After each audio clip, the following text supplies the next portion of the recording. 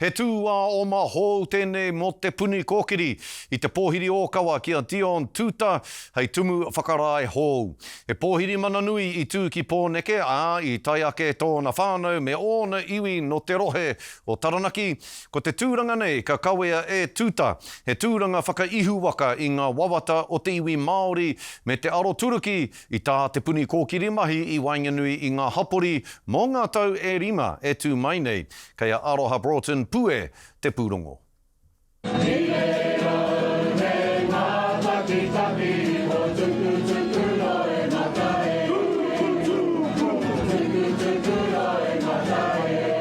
I waka e ke atu ngā iwi o te kāui maunga me te motu ki te tautoko I te rangatira au o Te Puni Kōkiri. Ngā kōrero a tāhua. Ngā kōrero...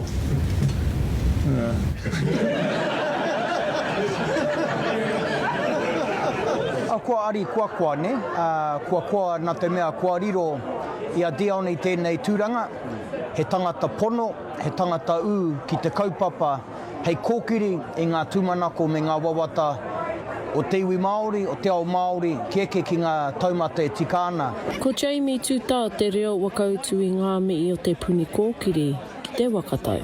Kua ki tenei, kua tae mai tana matu aiwi o te maunga Taranaki ki te tautoko I aia. E hara nāko I tohu nā te tumu kaimahi o te kawamata aho a Sir Brian Roach hoki I whiriwhiri a Dion hei tangata mārohi mo tēnei tauranga. Engari, nāko anō tērā tohu I tautoko nā te kāpenata hoki I whakarewa. E kua ana te kāwanatanga ki te kōpūtanga nei, māne waka tutuki I ngā kaupapa waka wanake I te iwi Māori. He māna ko takoto nui ke mui te aroaro o te tangata. Tuatahi, ko te rahinga me te matatorutanga o te pūtea, kei wāhi ke. Iti iho I te kore irakati rima pai henati o te pūtea ka tau ki a Te Puni Kōkiri. Ko te tino kaupapa o Te Puni Kōkiri, hei hāpai mō ngai Māori, me te korona hoki. Mō ngā tau e rima e aere ake nei, ko Dion te eke retari wanake Māori me te Tumu Whakarae o Te Puni Kōkiri. Kua ki taku ngākau I te aroha mai o oku whanaunga, me oku iwi, me o rātou tautoko ki ahau I tēnei rā, I tēnei rā tuatahi, I tēnei tūranga hau.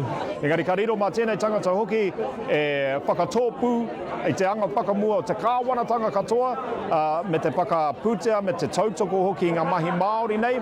A key function of our role is to monitor and report on how the public service is moving, but also to promote all of those things that can provide greater opportunity to our whānau Māori. I ahu mai I ngā reke I ngā waka mori tanga o ngā mātua I te kāinga.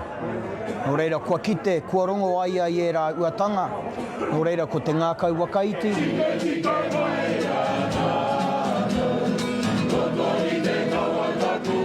Mai te tā o tōna whānau o na apu me o na iwi wakawiti atu ki te tari Māori o te karau.